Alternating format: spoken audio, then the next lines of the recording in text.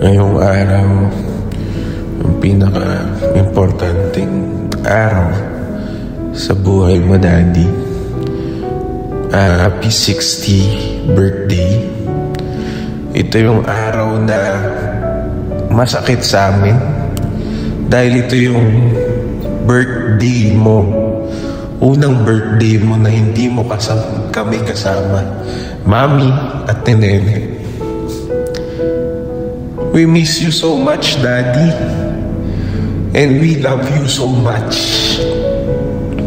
And I know that you are happy now and peace sa piling ni Lord.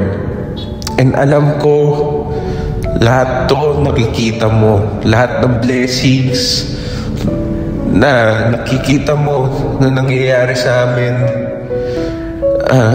Alam ko, Daddy, ito rin ang gusto mo. Huwag kaming maging madamot sa iba. I-share namin yung blessing na meron kami. Maliit man o malaki. And habang buhay namin ipagpapatuloy kung ano yung mga nasimulan at naituro mo sa aming magkapatid. Miss na ka namin ni Nene at ni Mami. Ito yung mga moments na magluluto ka na masasarap na pagkain. Sobrang miss na namin yung mga masasarap mong pagkain. Alam ko, hindi ka man namin kasama ngayon. Kasama mo naman sila Lolo at Lola. Iba mong mga kapatid dyan in heaven.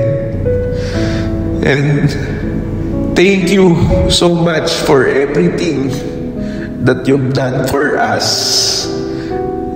Thank you dahil pinalaki mo kami ng mga mabuting tao. Thank you dahil hindi ka naging masamang magulang sa amin. Ginawa mo ang lahat para sa amin. Magkaroon kami ng maayos na buhay. And sabi mo nga, sharing is a blessing. Kaya ngayong birthday mo, isi-share namin kung anong blessing ang meron.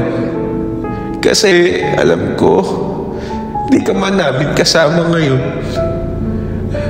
Alam ko masaya ka sa mga ginagawa namin magkapatid.